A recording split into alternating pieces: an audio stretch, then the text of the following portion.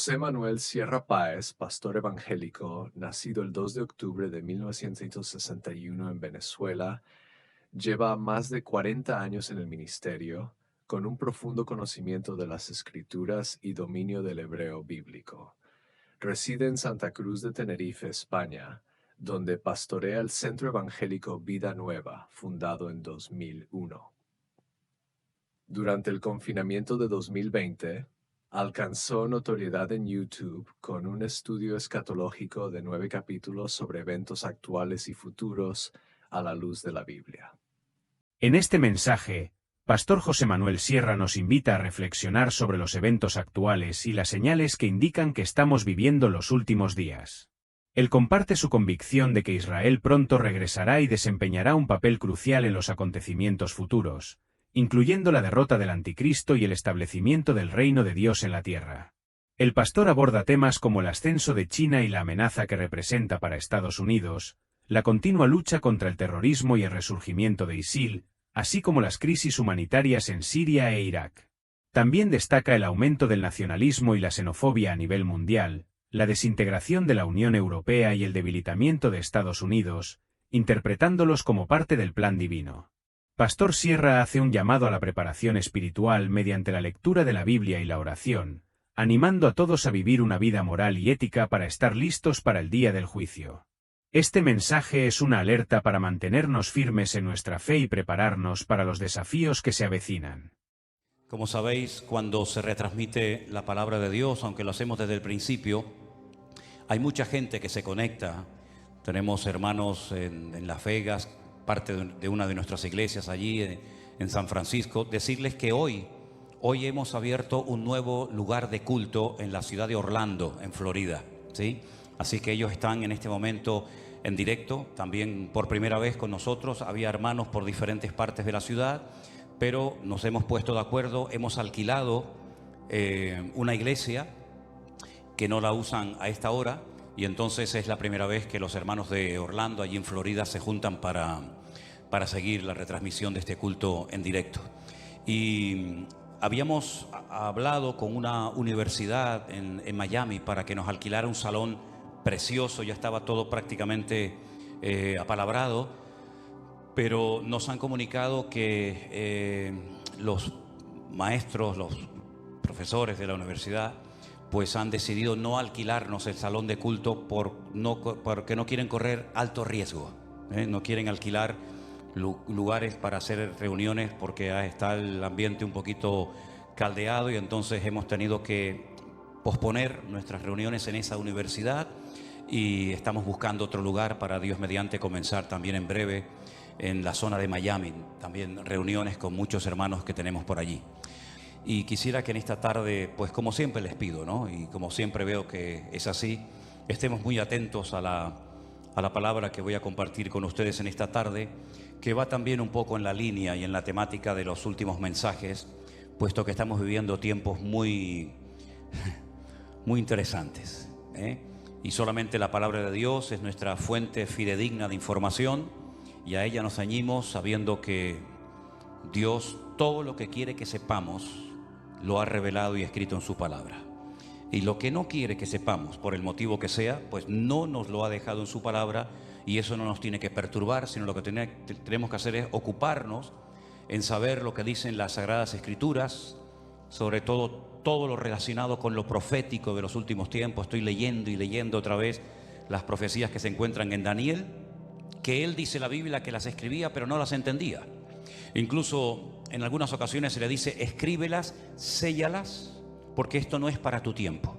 Esto es algo que yo te revelo a ti para que quede registro, pero esto es algo que ha de acontecer en los últimos días, en los postreros tiempos. ¿Y quién no sabe que ya estamos en esos postreros días?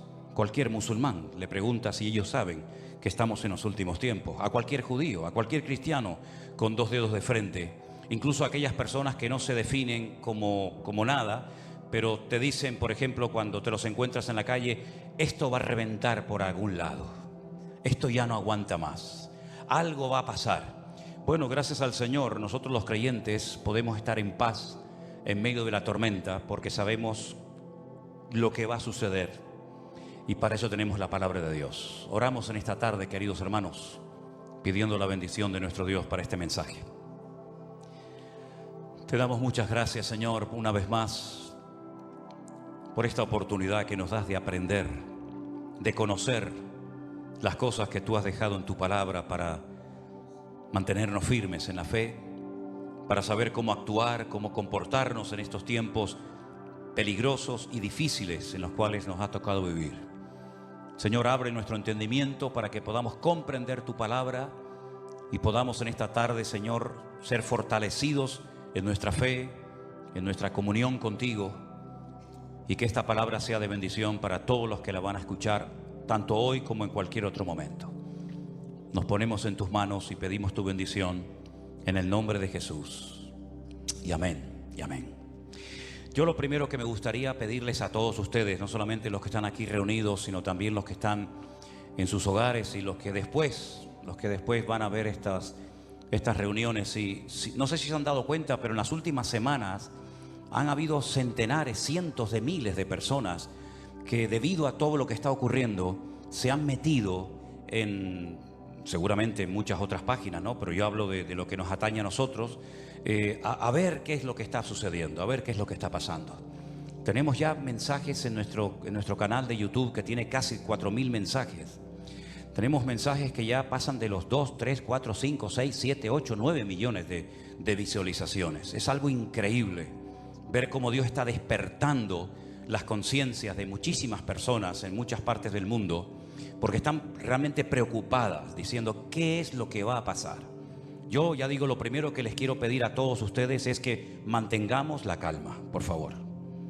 Veo a muchos creyentes nerviosos, angustiados, con miedo, y lo primero que tenemos que tener en cuenta es que el Señor es nuestra paz, que todo está bajo el control de Dios y que aquí no va a caerse ni una hoja de un árbol sin permiso de nuestro Dios. Así que mantengamos la calma, la serenidad, la paz, y no dejemos que nada ni nadie nos perturbe. El Señor Jesucristo dice: en el mundo tendréis aflicción, más claro agua, pero confiad, yo he vencido al mundo.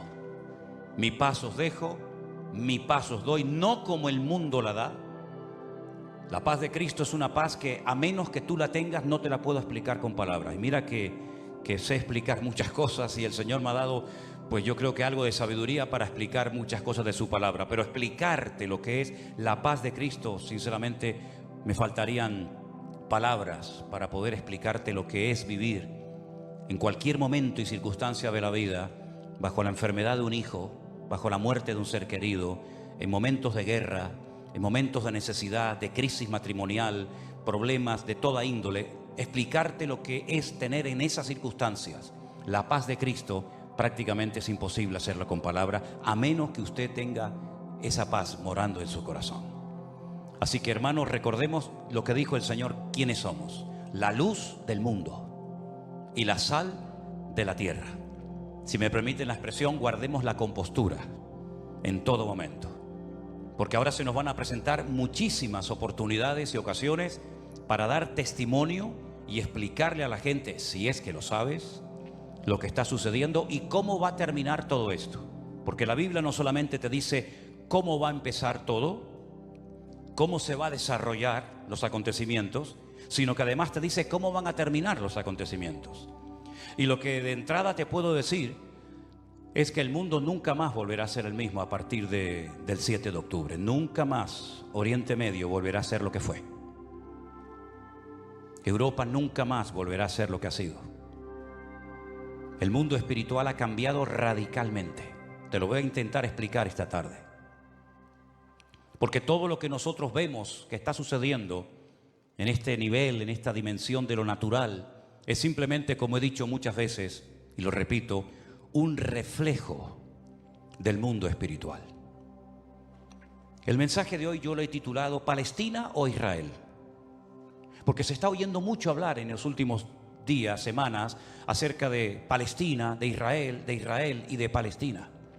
Y yo tengo que hacer un pequeño alto en el camino antes de entrar en lo que va a ser en sí el mensaje y decirte que No hay que ser ni judío, ni musulmán, ni creyente, ni cristiano, ni nada, para saber que nunca, jamás en la historia hubo un Estado llamado el Estado palestino. Nunca existió tal cosa, jamás. Te voy a decir de dónde viene y quién le puso ese nombre a ese territorio de Palestina. Antes de que los judíos llegaran a ese país y declararan el Estado judío de Israel, como se llama, en 1948, estaban los ingleses en aquel lugar. Después de la Primera Guerra Mundial se repartieron el mundo las naciones vencedoras. Y a Inglaterra le tocó lo que ellos llamaban en aquel tiempo Palestina. Así es que no sacaron de allí al pueblo palestino, porque nunca existió un país llamado o un pueblo llamado palestino, jamás. Entonces sería antes de los ingleses. Pues tampoco, porque antes de los ingleses estaban los otomanos. Y sabéis que en ese país han estado todos: los omeyas, los árabes, los bizantinos, los hasmoneos, los griegos, los romanos. Prácticamente todo el mundo ha estado por allí. Los cruzados con aquellas cruzadas, y decirles incluso que hasta el rey de España es el único rey del mundo que tiene el título de rey de Jerusalén, por si no lo sabían. Es decir, que por ese pequeño territorio, que es un cruce entre lo que se consideraba la Mesopotamia y Egipto, o la salida al mar Mediterráneo, jamás ha habido un Estado palestino, nunca. No sé si en algún momento lo habrá, pero jamás en la historia ha existido tal cosa. ¿De dónde viene entonces el tema o el término Palestina? Realmente el título, el nombre de Palestina, fue un castigo del Imperio Romano a los judíos. Me explico. En el año 132 después de la era de Cristo, después del nacimiento de Cristo, hubo un hombre llamado Bar Kokhba. Su nombre significa hijo de la estrella. Bar, hijo, Kokhba, estrella. Bar Kokhba era un judío que fue declarado el Mesías, el verdadero Mesías de Israel. Ustedes saben que el sueño dorado de Israel ha sido la restauración de la monarquía con un rey descendiente de la tribu de Judá. Y este tal Bar Kokhba, el hijo de la estrella, fue apoyado de una forma tremenda por un rabino muy famoso de la época llamado Rabí Akiva. Rabí Akiva, haciendo una pésima interpretación de un texto del Antiguo Testamento donde dice que el hijo de la estrella, hablando del verdadero Mesías, reinaría, apoyó de una forma tremenda a Bar Kokhba y emprendió una rebelión en contra del Imperio Romano. Y durante un par de años logró crear, entre comillas, un pequeño, país independiente que era la región o la provincia del sur de Judea. Los romanos no le iban a permitir ni a Bar Kokhba ni a nadie que pisotearan a Roma, que humillaran a Roma.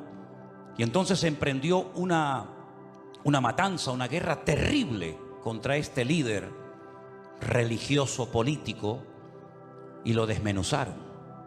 En aquellas guerras se cuenta que murieron más de 580.000 judíos. Una barbaridad. 580.000 judíos perdieron la vida, incluido el Bar Kokhba este. ¿Por qué se produjo esta rebelión? Bueno, hay varios factores, varios motivos. El primero es porque el Imperio Romano había prohibido practicar la Brit Milá, el pacto, la circuncisión. No se podían hacer circuncisiones en Israel, y sabéis que eso es algo sagrado, incuestionable. No se negocia el circuncidar sí o no a un varón. Eso es algo que nadie cuestiona. Incluso los judíos ateos lo hacen con sus hijos. Todos lo hacen, sean creyentes, practicantes o no. Y eso estaba prohibido. Estaba prohibido la celebración del Shabbat, el día de reposo para el pueblo de Israel en aquel tiempo. Estaba prohibido enseñar Torah, enseñar la ley de Moisés, celebrar las fiestas. Y para colmo, como ya Jerusalén había sido destruida, totalmente destruida en el año 70 por el hijo del emperador Vespasiano, Tito, la destruyó y cumplió la profecía que Cristo había dicho en Mateo capítulo 24. ¿Veis todo esto? No quedará piedra sobre piedra que no sea destruida. En el año 70 se cumplió literalmente esa palabra profética que Cristo le había dicho a sus discípulos y que la encontramos en Mateo 24. Y la ciudad de Jerusalén fue destruida completamente, incluido lógicamente el templo. Los tesoros del templo, que eran incalculables, se llevaron a Roma. Y su padre, Vespasiano, construyó un templo, pero a la muerte, el famoso Coliseo romano, que todavía lo pueden visitar los que quieran. Y para hacer una conmemoración de esta victoria, entrando o muy cerca del Coliseo romano está el Arco del Triunfo de Tito, por donde les desfilaron las legiones romanas, humillando a los judíos que se los llevaban por miles y centenares a Roma para ser lanzados al circo romano, crucificados, etcétera, etcétera. No solamente ocurrió eso, sino que para más INRI, para más humillación, lo que hizo el emperador Adriano fue cambiarle el nombre a la ciudad de Jerusalén. Subió a lo alto de donde estaba el templo, que es el monte Moriah, donde actualmente está el Domo de la Roca, y al lado la mezquita famosa de Al-Aqsa. Y allí puso un templo a Júpiter, una de las divinidades más adoradas y queridas de Roma. Y le cambió el nombre de Jerusalén por Aelia Capitolina. Y ese fue el nombre que le pusieron. Esto fue una humillación tan grande que no pudieron soportar semejante humillación parte de la tribu de Judá que estaba todavía en aquel tiempo allí, que decidieron emprender una rebelión en contra de Roma. Y en el 132 este hombre Bar Kokhba, se atrevió a plantarle cara al Imperio Romano, y durante un par de años tuvo, digamos, éxito, pero finalmente fue despedazada y arrasada completamente ese país. El rabino que lo apoyó, el rabí Akiva, lo llevaron a Cesarea la Marítima. Digo la Marítima porque sabéis que en los tiempos de la Biblia había dos ciudades que se llamaban Cesarea: Cesarea de Filipo al norte y Cesarea la Marítima al lado del mar Mediterráneo.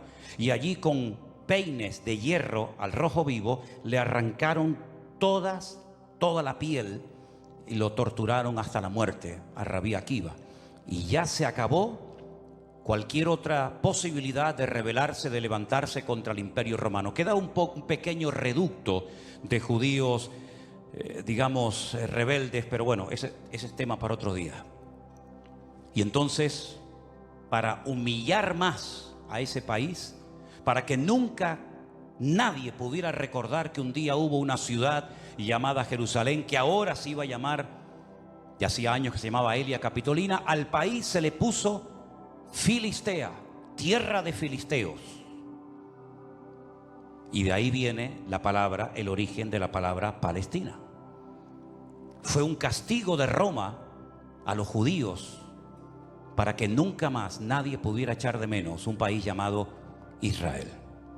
Y esa es la historia del nombre Palestina.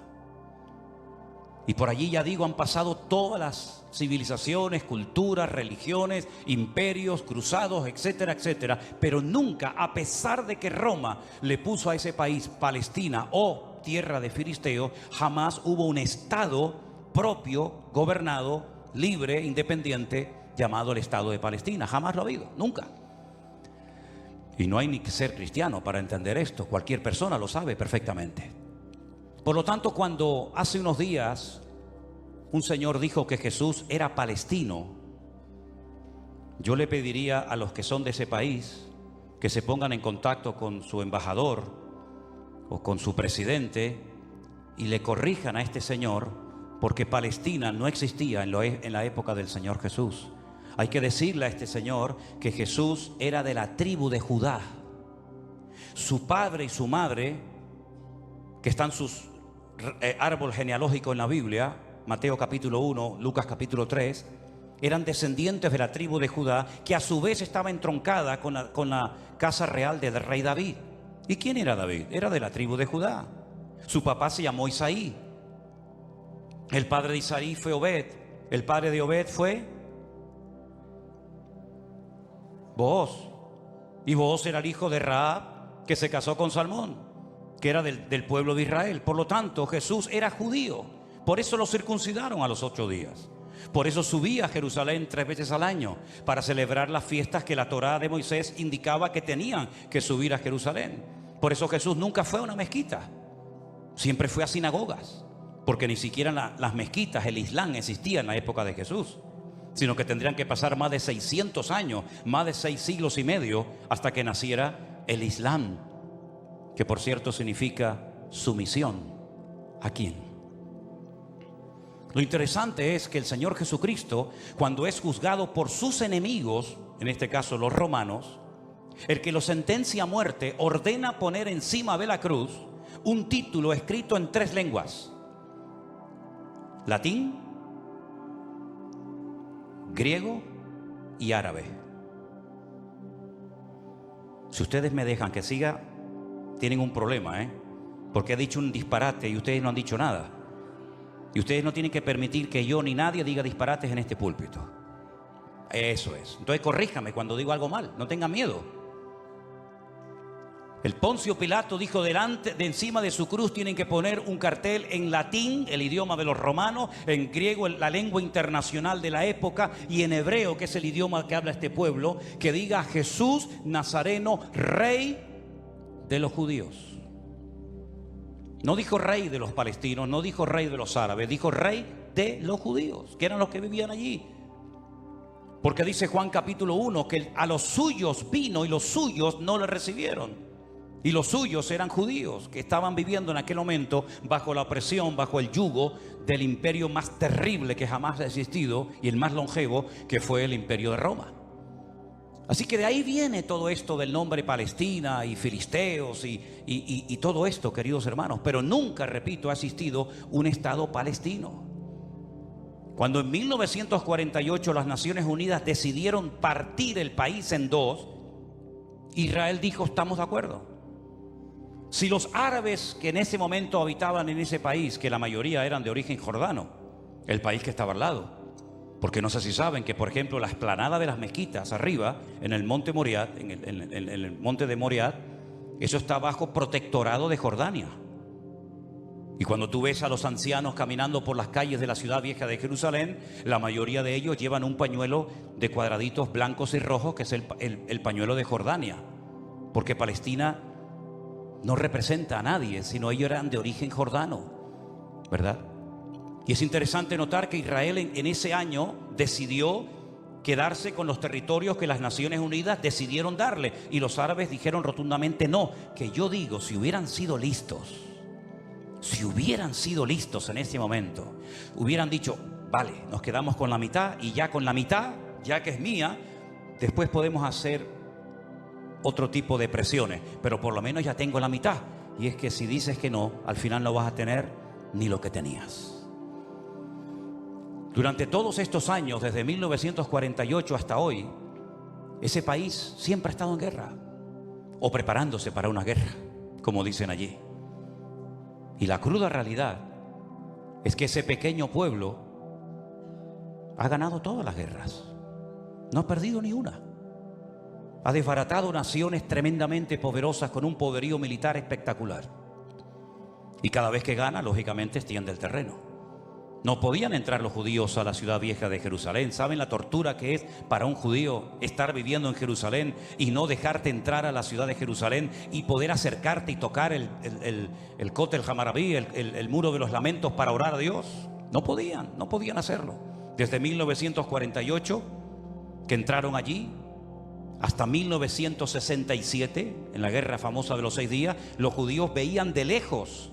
Por eso cuando ustedes van a Jerusalén se van a dar cuenta que las casas que están más en alto son las que le permitían al judío poder ver el monte del templo, porque no podían acercarse a tocarlo ni a mirarlo. Y no solamente desde 1948, desde hace muchos siglos tampoco podían estar allí. Y al final recuperaron la ciudad de Jerusalén. Pero todas y cada una de estas guerras siempre ha cambiado la atmósfera, el mundo espiritual, siempre.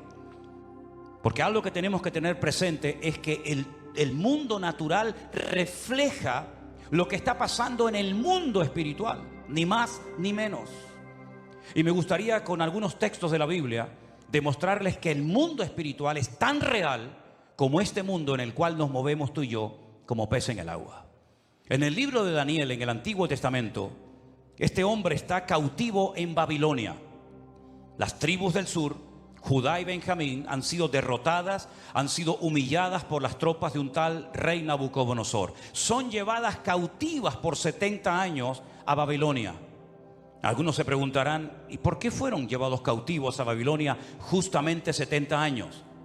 Bueno, primeramente por su desobediencia, por su rebeldía, por no haber querido arrepentirse.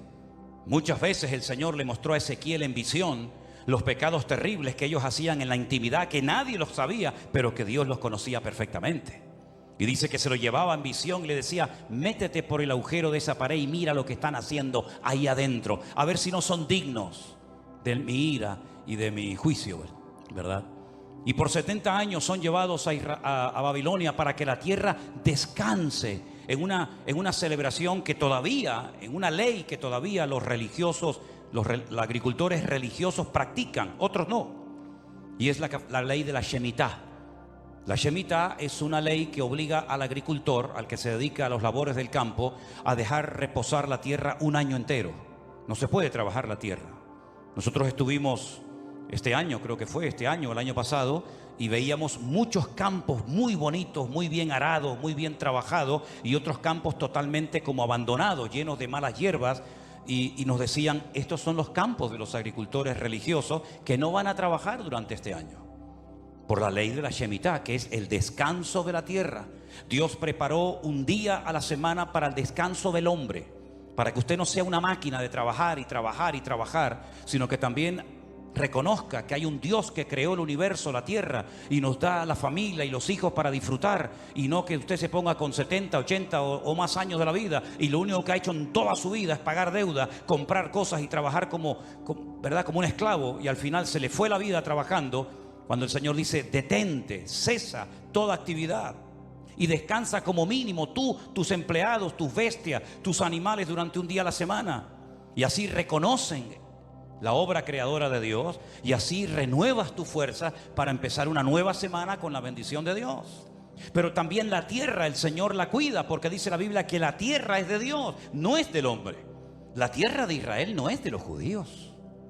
La tierra de Israel, ese territorio tan pequeñito, no es de los palestinos. ¿Quién es el dueño de la tierra? Es Dios, lo dice en su palabra. Del Señor es la tierra y su plenitud. Y dice la Biblia que durante los 490 años que vivieron allí cuando entraron con Josué, nunca cumplieron la ley del reposo de la tierra. Por lo tanto, la tierra necesitaba descansar 70 años. 70 por 7, ¿cuánto es? 490. Después de los 70 años de cautiverio, logran volver otra vez a su país, restauran el muro, restauran la ciudad, restauran el templo, vuelven otra vez a la vida normal, digamos. Pero sin embargo, antes de salir, hay un hombre llamado Daniel que escribió un libro extraordinario, donde él nos habla de cosas que habían ocurrido, que les habían llevado a esta situación terrible, y cosas que iban a ocurrir en el futuro. Pero una de las cosas que Daniel cuenta muy interesante es el conflicto, la guerra, la realidad del mundo espiritual. Por ejemplo, podríamos leer muchos pasajes, pero en Daniel capítulo 10, a partir del versículo 12, la palabra de Dios dice así: entonces me dijo, Daniel, no temas, porque desde el primer día que dispusiste tu corazón a entender y a humillarte en la presencia de tu Dios, fueron oídas tus palabras, y a causa de tus palabras yo he venido. Está hablando con un ángel que se le ha presentado a Daniel, ¿sí? Mas el príncipe del reino de Persia se me opuso durante 21 días. Pero he aquí Miguel, uno de los principales príncipes, vino para ayudarme, y quedé allí con los reyes de Persia. Intentaremos explicar esto lo mejor posible. He venido para hacerte saber lo que ha de venir a tu pueblo en los postreros días. Porque la visión es para esos días. No es para el tiempo de Daniel, es para los postreros, los tiempos finales. Mientras me decía estas palabras, estaba yo con los ojos puestos en tierra, enmudecido. Pero he aquí uno con semejanza de hijo de hombre tocó mis labios. Entonces abrí mi boca y hablé y dije al que estaba delante de mí: Señor mío, con la visión me han sobrevenido dolores y no me queda fuerza. ¿Cómo pues podrá el siervo de mi Señor hablar con mi Señor?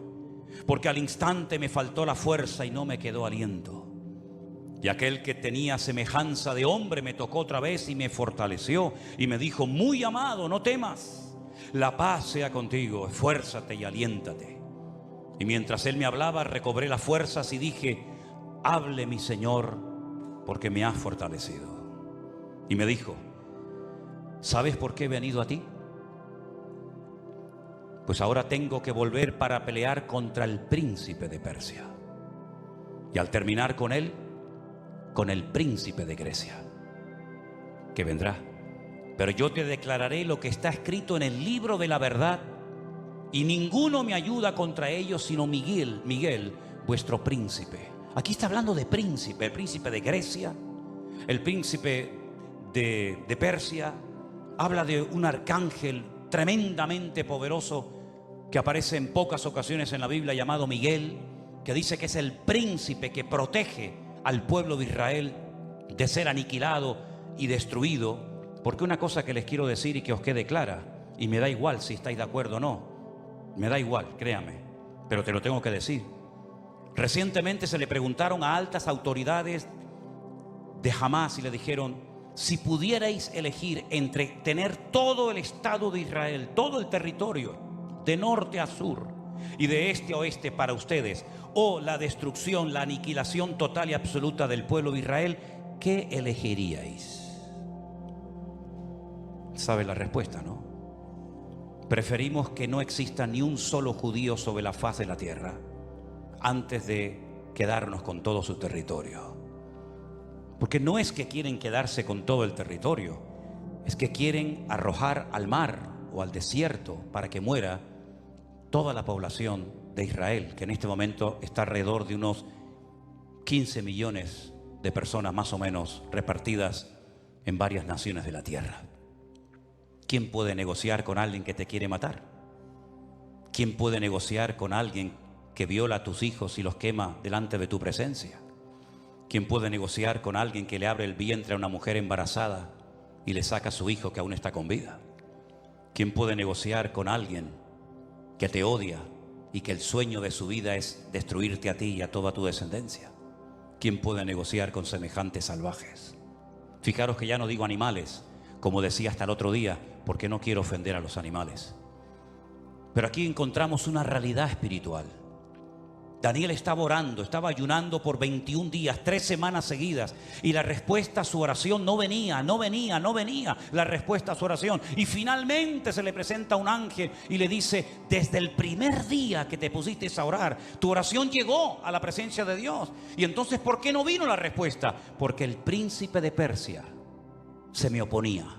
Había interferencias, por decirlo de alguna manera, en el mundo espiritual. ¿Quién es el príncipe de Persia? Un poder espiritual, un príncipe de las tinieblas que no quería que Daniel recibiera la revelación y la información de lo que le iba a pasar a su pueblo a corto y a largo plazo.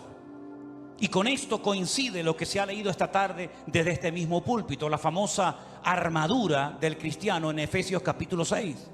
Donde el apóstol Pablo dice: nuestra lucha ahora como creyente no es contra sangre y contra carne, no. Esa ya no es nuestra batalla, esa ya no es nuestra lucha. Nuestra lucha, que existe y es real, es contra principados y contra potestades, contra los gobernadores de las tinieblas, contra huestes espirituales de maldad en las regiones celestes. Y por eso Pablo describe la armadura del soldado romano, pero dándole como una aplicación para que el cristiano pueda vivir en todo momento bien armado, bien preparado, bien listo para poder enfrentar ese conflicto espiritual que todo creyente sabe perfectamente que está librando. Fijaros que las últimas palabras del apóstol Pablo cuando escribe a Timoteo le dice: he peleado la buena batalla. No ha sido fácil llegar hasta la meta, Me han torturado, me han apedreado, me han puesto en la cárcel, etcétera, etcétera. Y he peleado la buena batalla y he acabado la carrera. A Timoteo, cuando está pasando un momento de desánimo, de caído en su espíritu por las presiones y las luchas que está llevando a cabo en la iglesia que está pastoreando en Éfeso, le dice: pelea la buena batalla. echa mano de la vida eterna, sufre penalidades como buen soldado de Jesucristo.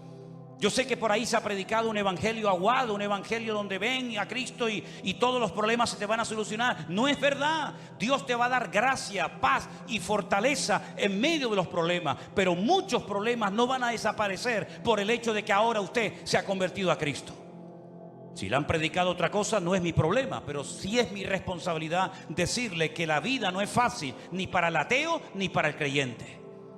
Y dice la Biblia que cuando sale el sol calienta buenos y calienta malos. Y cuando hay guerras mueren buenos y mueren malos. Y cuando hay un naufragio mueren cristianos y mueren ateos. Y cuando hay un atentado, cuando hay un terremoto o cuando hay un tsunami, mueren cristianos, mueren blancos, mueren ricos, mueren todos, porque es parte de la vida.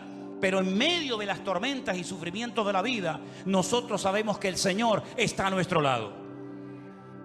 Y eso es lo que nos da la fuerza para decir: Dios está conmigo porque yo sé en quién he creído. Miren a Job, y no me quiero ir del tema, pero miren a Job, un hombre que perdió a sus hijos, un hombre que perdió su salud, un hombre que perdió su patrimonio, toda la vida trabajando para tener 4 cosas y en un día las perdió todas, como le puede pasar a cualquiera, ¿o no? Sin embargo, cuando su mujer le dice: maldice a Dios, ¿qué tipo de Dios tienes tú? Que hoy te da y mañana te quita, ahora te sana y mañana te enferma. Y le dice: como cualquier persona incrédula, insensata, has hablado. Yo sé en quién he creído, y aunque Dios me mate, yo lo voy a seguir adorando, porque yo sé que mi Redentor está vivo. Podemos tener paz en medio de la tormenta, podemos dormir en paz, como dice la Biblia: en paz me acostaré y asimismo dormiré. Porque solo tú, Señor, me haces vivir confiado. Y aunque un ejército acampe contra mí, no temerá mi corazón, porque el Señor es mi luz y mi salvación. Son promesas que las hemos interiorizado en nuestra vida, y no es como un mantra que lo tengo que repetir para autoconvencerme de que Dios está conmigo. Es que no me tengo que autoconvencer de nada. Él mismo me da testimonio a mi espíritu de que no estoy solo en medio de las luchas de la vida. Y el pueblo de Israel no es que sea el mejor pueblo del mundo, Yo no estoy aquí para hacer, digamos, una disertación a favor de unos que son muy buenos y otros que son muy malos. Yo no estoy aquí representando a nadie. Yo solamente represento a mi Dios. Y mi Dios no se casa con nadie. Y mi Dios ama a todo el mundo por igual. Y mi Dios no hace acepción de personas. Y todos los seres humanos, me da igual, son palestinos o son judíos o son canarios o son latinos o de donde sea, todos los seres humanos tenemos que arrepentirnos delante de nuestro Dios por nuestros pecados. Y aquí no hay ni buenos ni malos, sino que aquí cada uno tiene que ser consciente de que no hay justo ni aun uno delante de la presencia del Señor. El mismo Señor Jesucristo, y hoy lo leía en el Evangelio de Mateo, le decía a los judíos: si no os arrepentís, todos pereceréis igualmente. Por lo tanto, mis queridos hermanos, lo importante es saber que estamos en una guerra espiritual, porque estamos a punto, y lo vamos a ver, que todo va a cambiar. La película que hemos vivido hasta el día de hoy, nuestra vida ha sido como una especie de película, con diferentes actores, diferentes escenarios, ¿verdad? El escenario va a cambiar completamente. Los actores van a cambiar. El guión va a cambiar. Y cuando está a punto de producirse un cambio en el mundo significativo que afecta a miles y a millones de personas, hay siempre guerra en el mundo espiritual. Miren cuando Cristo nació, la guerra espiritual que hubo. Comenzaron a asesinar niños, ¿verdad? Comenzaron una serie de revoluciones, porque cada vez que va a haber un cambio que va a afectar la economía, la política, la vida social, etcétera, siempre hay un conflicto espiritual tremendo. Daniel estaba orando porque quedaba pocos años, poco tiempo, probablemente estaba por el año 68, máximo al 69 de la liberación, ¿verdad?, del pueblo. Y Daniel estaba no preocupado, pero sí indagando, leyendo las escrituras, orando y ayunando, porque sabía que se avecinaba, se oteaba en el horizonte un cambio tremendamente significativo. Miles de personas por fin iban a poder volver otra vez a su país. Iba a haber una masa de gente que iba a ir de un lugar a otro. Y esos cambios, hermano, no se producen por casualidad. Esto que estamos viendo, que ayer llegaron 1000 al Hierro, el otro día 600 a Lanzarote, el otro día no sé cuántos al Hierro, todo eso no es producto de la casualidad. Satanás está cambiando la escena mundial. Y lo vamos a notar en pocos días, en pocas semanas. Esto va a ser completamente diferente. Y los que tengamos la oportunidad y el privilegio de volver a Israel, porque vamos a volver a Israel, no nos vamos a encontrar al Israel que hemos conocido por más de 20 años. Nos vamos a encontrar a la gente de una forma diferente, una actitud diferente, una atmósfera completamente diferente, porque estamos en una guerra espiritual tremenda. Cuando se lee la famosa armadura del cristiano, se enfatiza mucho lo que la espada es la palabra de Dios, el yelmo o el casco del soldado representa la salvación, el escudo representa la fe. Pero si ustedes prestan atención a esa armadura de la cual Pablo nos está hablando aquí en Efesios capítulo 6, lo primero que él hace cuando escribe la carta es orar para que los ojos de vuestro entendimiento sean alumbrados y tengáis espíritu de sabiduría y de revelación en el conocimiento de él. Pablo dice que a los incrédulos Satanás les cegó el entendimiento. Y uno dice, ¿cómo? ¿Cómo es posible que gente tan inteligente, capaz de hacer cosas tremendas, cuando le hablas de la Biblia no se enteran de nada? Son como ciegos, como analfabetos espiritualmente hablando. Capaz que el tipo es un matemático, un científico espectacular, pero cuando le hablas de las cosas del reino, de las cosas espirituales, dice que para él son locura, no las entiende. Yo incluso he hablado con muchísimos rabinos judíos que se saben libros de memoria de la Biblia y les he hablado, por ejemplo, de Daniel, y me dicen literalmente, no entiendo lo que estoy leyendo, no lo entiendo. Y uno se queda sorprendido porque se cumple lo que dijo Isaías, dale esto al que sabe leer y te dirá, no lo entiendo. Y Pablo dice que esta armadura representa la verdad, la justicia, la paz, la fe, la salvación y la palabra de Dios. Fíjate qué palabras tan interesantes. Dice que ceñid vuestros lomos con la verdad, con la coraza de justicia, calzados los pies con el apresto del evangelio de la paz, coger el escudo de la fe, tomad el yelmo de la salvación y la espada del Espíritu, que es la palabra de Dios. Estas 6 cosas, estos 6 elementos están en el punto de mira de Satanás para arrancarlos de nuestra sociedad de un plumazo. Quiere cambiar la verdad en mentira y convertir la mentira en verdad. Si no, sal por la calle hoy en día y pregunta cosas que tienen que ver ya no con la fe, sino con el sentido común, y te vas a dar cuenta que hay gente que cree en mentiras creyendo 100% que son grandes verdades, y las grandes verdades las cuestionan y las echan a un lado porque dicen, eso no es verdad, eso es mentira. Esa es una de las estrategias del diablo, bombardear, dinamitar las escuelas, las universidades, incluso también, como no, las iglesias, la familia, los gobiernos, la política, el arte, la pintura, la literatura, todo, para que al final la sociedad siga creyendo más en las mentiras que en las verdades. ¿Quién enseñó que para ir al cielo hay que explotarse? Es una gran mentira. Pero 1.000 millones creen que es una gran verdad. Aquí vino hace poco una persona que me decía, ¿cómo es posible que ustedes crean que la tierra es redonda si la tierra es plana? Y decía, pero ¿me está hablando en serio este hombre? Quiere quitar la verdad y convertirla en mentira. La justicia la quiere convertir en injusticia. De hecho, muchas veces hay más sentido común, más sentido de la justicia en la calle, en la sociedad, hablando en una cafetería o en un bar, que cuando ves un acto supuestamente de justicia, que es una tremenda injusticia. Cuando a una persona se le meten en su hogar y no los puedes echar porque no tienen dónde vivir. Y no les puedes cortar la luz y el agua porque es un delito si le corto a un ocupa en mi casa la luz y el agua. y han convertido la justicia en injusticia. Ya no tiene derechos el propietario, ahora tiene derechos el que usurpa la propiedad ajena.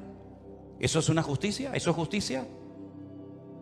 Quiere cambiar la paz en guerra, cosa que sabe hacer perfectamente. La fe en incredulidad, la salvación en muerte y en desesperación eterna, y la palabra de Dios por cualquier cuento que cuenten por ahí, dándole más credibilidad a las mentiras que al libro eterno llamado Biblia o palabra de Dios. ¿Qué te parece? Estamos viviendo en tiempos peligrosos porque dice Daniel capítulo 7 verso 2 que los vientos han comenzado a soplar en el gran mar. Miren ese versículo. Daniel dijo: miraba yo en mi visión de noche, y he aquí que los 4 vientos del cielo combatían en el gran mar. En la Biblia, el gran mar es el mar Mediterráneo. Es el mar que toca muchos países europeos y también del norte de África. ¿Y de dónde se levantará un personaje siniestro que tendrá un poder tremendo? Económicamente hablando, políticamente hablando, económicamente hablando, del antiguo territorio que ocupaba el reino de Roma. Todo lo que es el norte de África, parte de Oriente Medio y todo lo que es Europa, hasta lo que se conoce como Finis Terrae, el fin de la tierra para los romanos hace 2000 años. Y dice que en ese gran mar él vio como 4 vientos, que son demonios, comenzaban a soplar de tal manera que comenzaron a levantarse animales. El resto del capítulo no lo voy a leer, pero dice que comenzaron a levantarse animales. Se levantó un leopardo con alas, se levantó un oso con unas costillas en la boca, se levantó un león con alas, se levantó una bestia indescriptible de esa zona donde soplaban los 4 vientos. Y comenzaron a levantarse esos animales que representaban imperios, poderes políticos que iban a afectar la vida de miles y de millones de personas a lo largo de la historia. ¿Cómo podía saber ese hombre cuando todavía no existían ni los medos persas, ni los griegos, ni los romanos, que se iban a levantar esos imperios siglos antes de antelación? Es que la Biblia se anticipa en el tiempo y en el espacio, demostrando que Dios es un Dios veraz y que siempre sabe lo que va a suceder porque Él controla la historia. ¿Cuántos dicen amén? Y vemos varios vientos en la Biblia. No tengo tiempo para extenderme en todo esto, pero ¿cuál fue el viento que destruyó la barca de Pablo o el barco de Pablo? ¿Cuál fue el viento ese? Es el viento que golpeó contra un creyente, contra un representante del cuerpo de Cristo, el Euroclidón. El Euroclidón destrozó la nave de Pablo y Pablo tuvo que ir a tierra a calentarse y a salvar la vida. Ese viento soplará. Son nombres de la mitología griega. El Aquilón, el Austro, son vientos que se mencionan, por ejemplo, en el libro del Cantar de los Cantares. Métanse y estudien las direcciones de estos vientos. Generalmente los vientos, depende del viento, suelen ir en una misma dirección, pero llegará un momento en el que se producirá como una especie de huracán, ¿verdad? Donde hay vientos de norte, de sur, de este, de oeste, y es imposible navegar de esa manera. Es imposible navegar con 4 o 5 vientos diferentes. Y eso es lo que va a pasar en los últimos tiempos. Representa la lucha del mundo espiritual con nombres de vientos, que aparecen en la Biblia. Y esos vientos se van a llevar a cabo en una zona geográfica en la que tú y yo también vivimos. Y por eso Europa va a ser afectada grandemente en los últimos tiempos. ¿Qué es lo que hay detrás de todo esto? No es una lucha de unos contra otros simplemente. Es una lucha de Satanás contra Dios y su palabra. Ni más ni menos. ¿Quién puede más? ¿Alá o el Dios de ustedes? ¿Quién puede más? ¿El Corán o vuestra Biblia o Torá? Es una lucha de tipo espiritual. Y si no estamos velando y orando, no vamos a saber cómo comportarnos, cómo actuar en este tiempo, porque algo muy importante que lo vamos a ver ahora en un momento en la pantalla es cómo Satanás a lo largo de la historia, como una especie de camaleón, si me permiten, ha ido adaptándose a los tiempos, a las culturas, a las tradiciones, y de esa manera ha ido preparando el escenario para esta escena final que tenemos en el horizonte. Todavía la guerra fuerte que nos habla Ezequiel 38 y 39 aún no ha empezado. No es esta que estamos viendo ahora. Todavía viene otra peor, para que lo sepan. Cuando Gog, príncipe de Mesec y Tubal, vienen del norte con 200 millones de soldados para destruir al pueblo de Israel. Porque de esta Israel volverá a salir con muchas pérdidas humanas, con mucha sangre derramada, pero aún viene la peor, que la Biblia dice en qué momento se va a producir, qué naciones van a intervenir, por dónde van a atacar, cómo va a terminar, cuánto va a durar, etcétera, etcétera. Pero tengo una lista que se la voy a poner ahí en la pantalla. Espero que estas características del diablo de los últimos tiempos las tengan en cuenta, porque esta es la forma como Satanás ha decidido actuar en nuestra generación. Primero, lograr los objetivos deshumanizando a la humanidad. Eso ya es una realidad entre nosotros. El objetivo, lo que se pretende alcanzar, está por encima de cualquier precio de vida humana. Si mueren 1000, da igual, traemos otros 1000. Si son 10.000, traemos otros 10.000. Es como cuando los romanos estaban al pie de la montaña de Masada.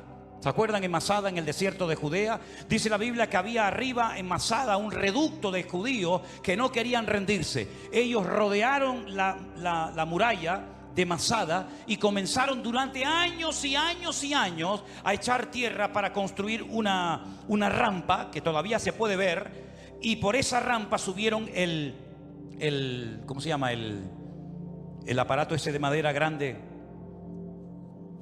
Ahora ya lo diré. 4 años preparando esa rampa para poder subir arriba. Dice la Biblia que la iglesia es columna y baluarte. Ahí está, ya me vino. El baluarte. El baluarte era esa torre de madera que iban arrastrando los esclavos. Dentro iba llena de soldados, y cuando llegaba arriba se abrían las compuertas y salían para atacar. 4 años preparando esa rampa de tierra. ¿Cuántos murieron? Miles. Muchos de los que estaban trabajando al pie de la montaña eran familiares, conocidos, vecinos o amigos de los que estaban arriba, rodeados por las legiones romanas. Hay una película de Peter O'Toole que se llama Masada. Véanla para que vean la historia, qué interesante. Mataban a 200, 300 esclavos, traían más y traían más. El objetivo es lo principal. No importa cuántos mueran para alcanzar el objetivo. Esa es una estrategia del diablo que le está saliendo de maravilla. Y es la misma estrategia que están utilizando estas personas hoy en día.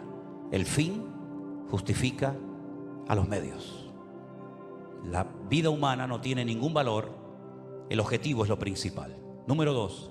La ambición prevalece por encima del respeto a la vida.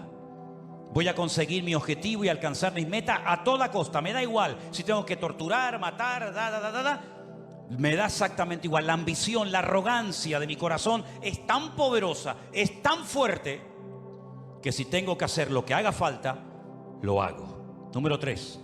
Alcanzar lo divino olvidando lo humano.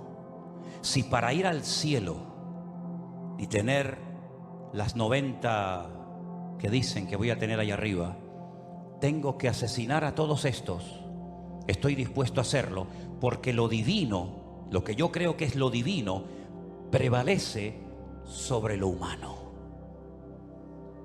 Una estrategia diabólica terrible. Cuando hace unos días vi en un reportaje que hicieron y le preguntaban a unos niños de entre 8 o 10 años, ¿qué quieren ser cuando sean grandes? Y decían, nosotros queremos ir al cielo. Por eso queremos prepararnos y convertirnos en mártires. Una criatura que lo que tiene que hacer es jugar y disfrutar de la vida. Lo divino ha desplazado toda racionalidad, todo raciocinio, es el mundo al revés. La tecnología de la desinformación. España es número 1 en esto, España es capaz de ponerte una imagen que no tiene nada que ver con lo que está hablando. De hecho, ha habido a veces en varias cadenas de televisión en España que están hablando de un conflicto X, de una situación cualquiera que sea, y ponen unas imágenes de hace años que no tiene absolutamente nada que ver con lo que ellos están contando en ese momento. Como tienen el poder de quitar, de poner, de añadir, de ese, etcétera, y cuando venga la inteligencia esta que llaman, ¿cómo es? Cuando venga la inteligencia virtual o artificial, perdón, ni te imaginas las barbaridades que vamos a ver, donde personas están comenzando a decir cosas que ellos jamás han dicho, pero que por una manipulación de la tecnología te hacen creer lo que no han dicho o lo que han dicho. En fin, una locura. Los medios de comunicación son una fábrica que crea deliberadamente ignorancia. Cuanto más ignorante sea la gente, mejor. La ignorancia para ellos es poder. Cuanto más ignorante sea una persona sobre la realidad, sobre la Biblia o sobre lo que sea, mejor. Creación deliberada de ignorancia. Sembrar confusión, toda la que se pueda y más, engañando deliberadamente a la gente. Poner en duda la credibilidad de la fuente. Por ejemplo, mi fuente de información es la Biblia. Ah, no, pero eso no sirve, eso está caducado. ¿Cómo? No, la Biblia está llena de contradicciones. Y se quedan tan panchos. Y se quedan tan tranquilos. ¿Cómo que está llena de contradicciones? ¿Dónde están las contradicciones? No, eso está lleno de esta no es la Biblia verdadera. ¿Cómo que no es la Biblia? No, la Biblia verdadera la tienen los curas en el Vaticano, me dijo una vez uno. Es decir, tiran por tierra la fuente, la fuente mía no vale, la que vale es la tuya, la de internet, que te metiste anoche, leíste no sé qué. Esa es la verdadera, que ahora nos están fumigando. Esas nubes que aparecen en el cielo son aviones que nos están fumigando para que no llueva. Dios, pues menos mal que nos fumigaron para que no lloviera, Porque ayer hablaba con un pastor de Madrid que me dice: no puedo salir del coche porque tengo el agua hasta el cuello. Increíble, ¿no? O cuando vino el COVID, ¿se acuerdan? Esto es una estrategia de los Illuminati, de los masones, para una drástica reducción de la población humana. Pues qué malos fueron, porque me parece que murieron como 2 o 3 millones en el mundo y somos 7.000 millones. Lo hicieron muy mal, Y que todos los que nos vacunamos en 2 años morimos. Pues se equivocaron, porque ya llevo 3 vivo y coleando. Pero en fin, esta fuente no vale, la que vale es siempre la de ellos. Negar los hechos. No, eso no fue así. Eso no fue así. Tengo imágenes del satélite, donde se ven desde los satélites cómo lanzan los distintos cohetes. Y más de 550 cohetes lanzados desde la Franja de Gaza, no uno como el del otro día, 550 cohetes han caído dentro de la Franja de Gaza. No, pero eso es manipulación. Eso es manipulación. Bueno, producir ignorancia manipulándolo todo, pervertir las prioridades. Como aquellos que estaban construyendo un edificio tan grande, que dice que se tardaba 1 año en subir un bloque desde abajo hasta arriba. Y cuando iban por el camino iban tan agotados que caían, se mataban. Y entonces la gente comenzaba a llorar y decía: pobrecito, no lloro por él, lloro por el ladrillo que no logramos ponerlo arriba. Lloraban más por el ladrillo que se había perdido que por la persona, por la vida que se había perdido. Hermanos queridos, vivimos en un mundo loco, al revés y patas arriba. Y permítame decirles que esto no ha hecho más que empezar. Nosotros como cristianos y como hijos de Dios no tenemos que tener ningún temor, porque ya sea que vivamos o muramos, somos del Señor. Y las puertas del Hades no prevalecerán contra la iglesia, dice la Biblia. E Israel no porque sea el mejor país del mundo, sino porque Dios tiene un pacto y unas promesas con ese pueblo, y Dios lo hace por honor a su nombre. Va a proteger a esa nación. Dios ama a todo el mundo por igual, y todo el mundo necesita arrepentirse y humillarse delante de la presencia del Señor, porque aquí el gran problema es que al Señor Jesucristo lo rechazan por todas partes. Pero ojo, también los católicos rechazan a Jesús, Cuando usted le da más culto a su madre que a Jesús, usted está rechazando a Cristo. Cuando usted le da más prioridad a la madre que al hijo, usted está blasfemando el nombre de Dios. Ay, no diga eso. Pues ¿qué quiere que le diga? Cuando usted le da más honra, más culto, más reverencia a la criatura que al Creador, usted está haciendo exactamente igual que aquellos que no quieren saber nada del Señor Jesucristo. Porque el Señor Jesucristo dijo: separados de mí, nada podéis hacer. ¿Tú crees que lo que tú has conseguido en la vida a Dios le impresiona? Dime la verdad. ¿Tú crees sinceramente que lo que tú has conseguido con sudor y lágrimas durante toda tu vida, Dios lo necesita? ¿Te lo vas a llevar en la caja cuando llegues a la otra vida? A Dios le impresiona: ay, todo lo que tiene. Dios tiene 1000 veces más cosas que tú. Por lo tanto, Dios no necesita nada de nosotros. Somos nosotros los que le necesitamos a Él. Porque ya el Señor Jesucristo lo dijo: separados de mí, nada podéis hacer. Y esta realidad espiritual en la que estamos viviendo tú y yo hoy en día, la única forma de mantenernos firmes en el día malo, y ya empezó el día malo para nosotros. Mira, Moisés tuvo su día malo, Salió a dar una vuelta y se cargó a un hombre. Ese fue el día malo de Moisés. Pedro tuvo su día malo cuando aquella chica lo apuntó con el dedo y le dijo: tú eres uno de ellos. Y él le negó. Ese fue el día malo para Moisés, para Pedro. Elías tuvo su día malo cuando una depresión lo prendió y le dijo: Señor, quítame la vida, ya no aguanto más, estoy solo, ya no quiero seguir adelante. Ese fue el día malo. Adán y Eva tuvieron su día malo en el huerto del Edén. Pero tarde o temprano todos tendremos nuestro día malo. Y dice la Biblia: para que habiendo acabado todo, estar firmes. Y la única manera de poder estar firme y no caer en depresión, en desánimo y en tantas cosas que se hacen, es poniendo la mirada y la confianza solamente en nuestro Dios. Yo por eso he aguantado más de 40 años como cristiano, porque los cristianos me han dado muy buen ejemplo y me han ayudado mucho. Pero los peores ejemplos que me han dado la gente en esta vida justamente también han sido los que se llaman cristianos. Y en las iglesias he sido muy bendecido y muy bien tratado, pero también he sido muy cuestionado y criticado. Pero ¿saben qué? Yo no me convertí a ustedes. A mí no me cambió la vida ningún pastor, ningún reverendo, ninguna iglesia. No, a mí me cambió la vida mi Señor Jesucristo. Y cuando ponemos nuestra mirada en los hombres, nos llevamos grandes desilusiones en la vida. Pero cuando ponemos nuestra mirada en el Señor, jamás caeremos, porque siempre tendremos su presencia y su bendición en nuestras vidas. Asegúrate de tenerlo a Él siempre presente en tu vida. Asegúrate de empezar el día, de vivir el día con Él. Parece mentira, ya estamos a finales de octubre, Se nos fue otro año prácticamente. ¿Y cómo va a terminar el año? Antes del 7 de octubre, todo era diferente. A partir del 7 de octubre, todo ha cambiado. Ayer, cuando veía 34 líderes mundiales, incluido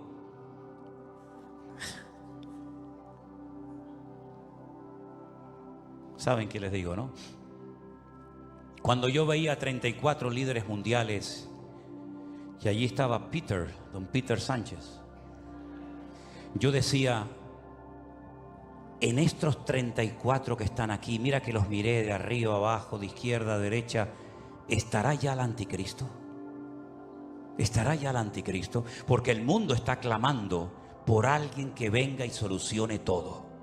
Da igual si es musulmán, judío, creyente, ateo, de derechas o de izquierda. El mundo está clamando a grito. Y de hecho, este señor que vive en Roma dijo hace algún tiempo: lo que el mundo necesita es un líder, uno solo, con todo el poder para que gobierne. Y tuvo razón. El mundo verá a ese líder y el primero que lo van a apoyar van a ser ellos. Y yo me preguntaba, ya digo, ayer en esa reunión de 34 líderes mundiales, ¿estará aquí en medio de ellos este personaje siniestro? Porque esto se tiene que arreglar de alguna manera. Cada vez que empieza una guerra, sobre todo de Israel, siempre a los pocos días se reúnen o en el Cairo o en cualquier país para decir: sí, ahora no empiecen así, me parece, creo que es aquel, me parece, no. Siempre ahora todo el mundo se lleva las manos a la cabeza. Hay que parar esto como sea. Hay que pararlo antes de que entren los del norte. El único que puede traer paz a la tierra es el príncipe de la paz, que por cierto no fue invitado a esa reunión. Los ciegos guiándolos a ciegos, cuando todos los que están ahí deberían de haber dicho: hagamos una oración y démosle gloria a Dios, para que Dios nos ayude a solucionar los gravísimos problemas que tenemos y que no sabemos cómo solucionar. ¿Vieron el último discurso del presidente de Salvador, Bukele? ¿Lo vieron? ¿Lo oyeron? Qué interesante. Qué interesante. Empezó su discurso diciendo: quiero dar toda la gloria a Dios. Uno de los países más violentos del mundo, donde todos los días había cantidad de asesinatos, de crímenes, de secuestros tremendos, se ha convertido en uno de los países más seguros del mundo. Ya no hay delincuencia, ya no hay robo, ya hay una tranquilidad en las calles tremenda. Y una de las cosas que dijo ese presidente en ese discurso fue: le pedimos sabiduría y revelación a Dios.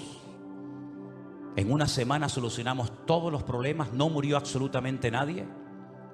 Y el país más peligroso del mundo, en proporción a otros, se ha convertido como botón de muestra de otras naciones de la tierra. Pero cuidado con quitarle la gloria a Dios, porque en el momento en el que le quitemos y le robemos la gloria a Dios, puede volver otra vez el enemigo a traer sangre a nuestras ciudades. Qué ejemplo tan grande, ¿no? Cómo me gustaría a mí ver en España, me imagino que a ustedes, venezolanos, colombianos, cubanos, argentinos, ¿verdad? Cómo nos gustaría ver a todos y a cada uno de nosotros que antes de hacer una reunión para intentar solucionar un problema dijeran: bueno, vamos a hacer una cosa, vamos a orar, vamos a pedir la bendición de Dios para que Dios nos dé sabiduría y salgamos de este lugar sabiendo lo que tenemos que hacer. ¿Creen ustedes que a Dios no le agradaría que lo invitaran a una reunión para que Él les diera sabiduría a toda esa gente? Por supuesto que sí, pero me parece que no lo vamos a ver. Me parece que no lo vamos a ver. Así que, hermanos míos, cierra tus ojos en esta tarde y vamos a decirle: Señor, nosotros sí te queremos. En estas reuniones no te quieren, pero nosotros sí te queremos, porque te necesitamos más que nunca y queremos que tú traigas primeramente paz a nuestras vidas, paz a nuestros hogares y sobre todo que te vean a ti y te reconozcan a ti, el único Dios vivo y verdadero, porque es la única manera de que podamos, como dice la Biblia, vivir reposadamente. Te damos gracias, Señor, en esta tarde por tu palabra. Te doy gracias porque sabemos que en esta lucha la victoria es nuestra, porque Cristo ha vencido al enemigo y tu victoria, Señor, prevalece por encima de todo. Te ruego, Señor, en el nombre bendito de Jesús, por esta situación, por este caos tremendo, que nadie sabe cómo pararlo, nadie sabe cómo solucionarlo. Pero yo te ruego, Señor, por tus hijos, por los que te han recibido, por los que han creído en ti, Señor, que esos son tu verdadero pueblo, Señor. Me da igual si son judíos o gentiles, los que te han recibido en sus corazones, te pido que los guardes, los bendigas, los fortalezcas y que nos mantengamos firmes en estos tiempos difíciles y peligrosos en los que nos ha tocado vivir. Guarda a nuestros hijos, Señor. Queremos también hacer una oración especial pidiéndote por todas esas criaturas, esos niños pequeñitos y sus padres que han sido llevados de una forma cruel, terrible.